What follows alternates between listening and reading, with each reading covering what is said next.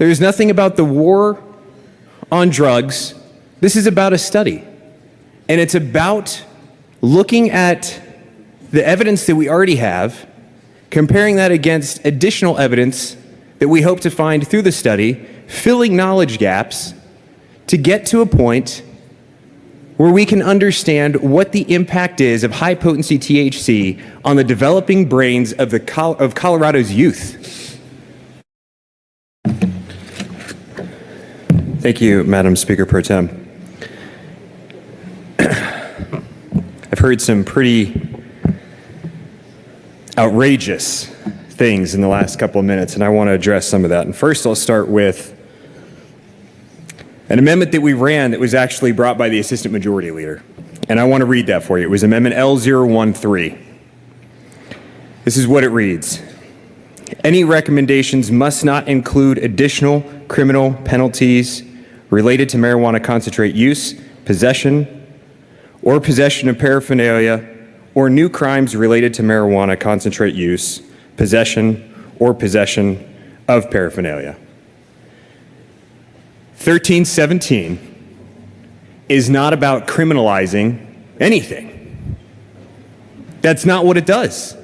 So why we're even going down that path makes absolutely no sense to me. 1317 is about a study. Plain and simple. And there is evidence to support the need for that study. In fact, it will set Colorado on the stage to be the first state to actually embark upon such a study. 270 medical marijuana cards are out for the age demographic group of 0 to 17. 18 to 21, there's roughly 3,900. What is happening? 270 to 3,900. What is happening? That's part of the question because that's part of the data point that we have to answer. So there is absolutely no criminalization. There is nothing about the war on drugs. This is about a study. And it's about looking at the evidence that we already have, comparing that against additional evidence that we hope to find through the study, filling knowledge gaps to get to a point where we can understand what the impact is of high-potency THC on the developing brains of Colorado's youth. You know, Representative Mobley, I don't know you well, but I can tell you that you and I share a very similar experience in our family. And that is because my nephew has gone through much of what you described yesterday, if not to the exact same point. And my family learned about my nephew's experience only predicated on the overdose and the death of my brother-in-law. 1317 is about getting to the study, the very nature of what we are trying to address and the impacts that it has on the youth in Colorado. Plain and simple. We have taken extreme extent to make sure that we are not impacting parental rights in this, to the extent where we even recognized that the moment that the child that is currently seeking medical marijuana for treatment of whatever they may be challenged with doesn't stop the moment that they turn 18 at midnight. That's the extent to which we have gone through to make sure that those families have access to the medicine that they see value in and that is helping those families. With regard to expanding a database, I read from the Colorado Constitution about the seed-to-sale system that has been there. We're not expanding any database. We're relying on a mechanism that's already there that is not updated in real time to hope to address an issue with looping. There's no additional information. There's no expanding of a database. But you don't need to talk to them. There's no criminalization. There's none of that.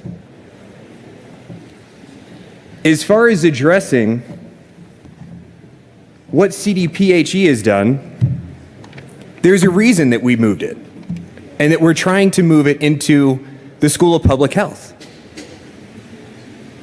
We're trying to get to a point where there is less bias, and potentially there could be. And I say that only because I recognize CDPHE as an organization that is led by bureaucrats. This is one of those studies that I think needs to be with the academics, and that's where the School of Public Health comes in. That we can hopefully get to a point where it is unbiased research. Now, I get it. We can have the conversation about bias and does it exist, and certainly it may, but we have to try and do everything we can to get to a point where we have limited the amount of bias that we think could impede our ability to get to the actual facts. That's why the desire to go to the School of Public Health. And even CDPHE in their most recent potency report said additional study is needed. They said that.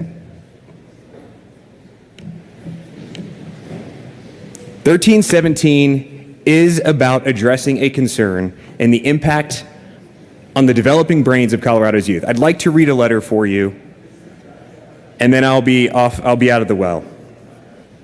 And it's written by Laura Stack. My son is Johnny Stack, who died by suicide at the age of 19 after becoming psychotic from using high-potency THC dabs. He was a happy boy who was raised in an attentive Christian home. He had a 4.0 GPA, a perfect SAT score in math, and a scholarship to CSU.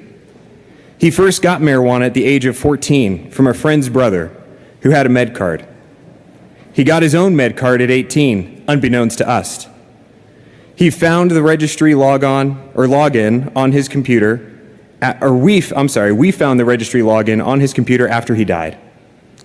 Johnny had no mental or physical conditions prior to using marijuana, and his primary care doctor confirmed they were not consulted. These products were not available to my child in my home and were not allowed in any fashion. These products have no smell and are easy to hide. As a result of THC, Johnny almost flunked his last semester of high school. He had many legal and social problems. He stole our family dog from our home and threatened to kill it if we didn't give him money. He had 3 mental hospital stays, many outpatient programs, therapists, psychiatrists, medications, expensive brain treatment as a last-ditch effort, and a suicide attempt before his psychotic break at the age of 19. 3 days before he died, during dinner at our home, Johnny said, "I just want you to know you were right. You said marijuana would hurt my brain. Marijuana has ruined my mind and my life, and I'm sorry. I love you." He jumped off the top of the RTD garage in Lincoln Station 3 days later. We recovered his journals after his death, and he wrote that the mob was after him and that everybody knew everything about him. I am very angry at the criminal pot shop doctor who gave my perfectly healthy son a med card so he could get high. My son was not depressed, abused, neglected, or self-medicating. He wanted to get high and became paranoid, delusional, and suicidal from being addicted to this toxic THC poison. High schoolers can get weed in 5 minutes, and the 18-year-old seniors are selling it to the younger children. I know because I have my son's phone with his photos on Snapchat doing it. Johnny was not a criminal. He was a victim of the predatory addiction for profit marijuana industry.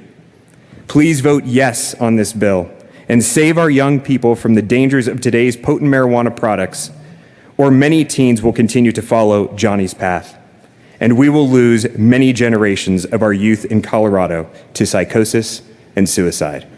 Members, I urge you to vote yes on 1317.